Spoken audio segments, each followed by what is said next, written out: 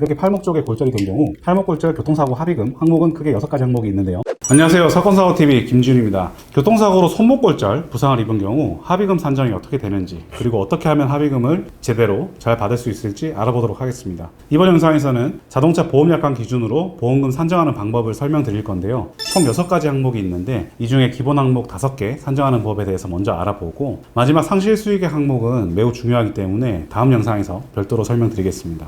교통사고 피해자 본인께서는 합의금 산정이 어떻게 되는지 알고 계셔야 다른 사람에게 휘둘리지 않고 제대로 된 의사결정을 하실 수 있겠죠. 억울하게 사고를 당했는데 합의금이라도 제대로 받아야 덜 억울하지 않겠습니까? 그러니까 제가 지금부터 설명드릴 내용들 잘 들어보시고 참고해 주세요. 진단서를 보십시오. 진단서를 보시면 좌측 원이요골 관절내 분쇄골절 진단을 확인하실 수 있습니다. 이렇게 팔목 쪽에 골절이 된 경우 팔목 골절 교통사고 합의금 항목은 크게 6가지 항목이 있는데요. 위자료, 휴업손해, 간병비, 그 밖에 손해배상금, 향후치료비, 장애상실 수익액이 있습니다. 첫 번째 위자료입니다. 이 항목은 정신적 피해에 대한 항목이고요. 이 위자료의 경우 부상위자료와 후유장애 위자료가 있는데요. 부상위자료만 살펴보겠습니다. 부상위자료의 경우 상해 급수가 몇 급이냐에 따라서 달라지는데 1급인 경우 200만원부터 14급인 경우 15만원, 이렇게 부상 정도에 따라 산정됩니다. 이 표 보이시죠? 예를 들어 요골 원이부 관절내 골절 부상을 입은 경우에는 5급 10항에 해당되어 부상위자료는 75만원이 되겠습니다. 간단하죠? 어렵지 않습니다.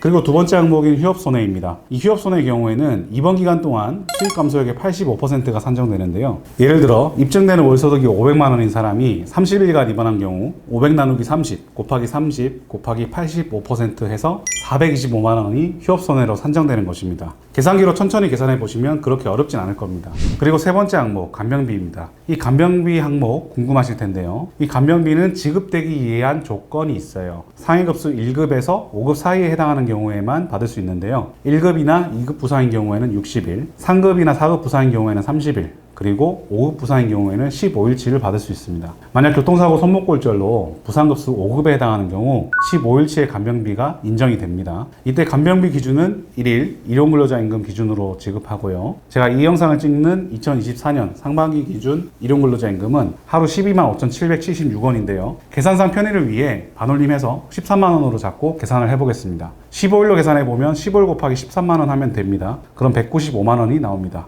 이 부분도 어렵지 않죠. 다음 네 번째 항목은 그 밖에 손해배상금 항목인데요. 이 담보는 두 가지를 보상해주고 있습니다. 병원밥을 안 먹으면 4,030원, 통원치료했을 때 하루당 8,000원씩입니다. 이 금액은 소액이라 큰 비중은 없으니 간단하게 짚고 넘어가겠습니다. 예를 들어 퇴원 이후 통원치료를 20번 다닌 경우라면 8,000원 곱하기 20일 해서 16만원이 되는 겁니다. 계산이 어렵지 않죠. 그 다음 다섯 번째 항목으로 향후 치료비 항목이 있습니다. 이 항목은 합의 이후에 필요할 것이라고 생각되는 치료비를 추정하여 산정하게 되는데요. 손목골절의 경우 수술을 했다면 수술로 생긴 흉터 성형수술비, 그리고 금속 내고정물을 제거하지 않은 경우에 이 금속 내고정물 제거 수술 비용이 향후 치료비로 산정되어야 합니다. 이 흉터 성형수술 비용의 경우에는 신체 부위에 따라 달라질 수 있는데 보통 센티미터당 10만원에서 20만원 정도로 산정됩니다. 만약에 향후 치료비 금액에 대해서 분쟁이 있다면 성형비 부분은 성형외과, 핀 제거 비용은 정형외과 전문의에게 향후 치료비 추정서를 발급받아서 청구 진행하신다면 도움이 될 수 있겠습니다.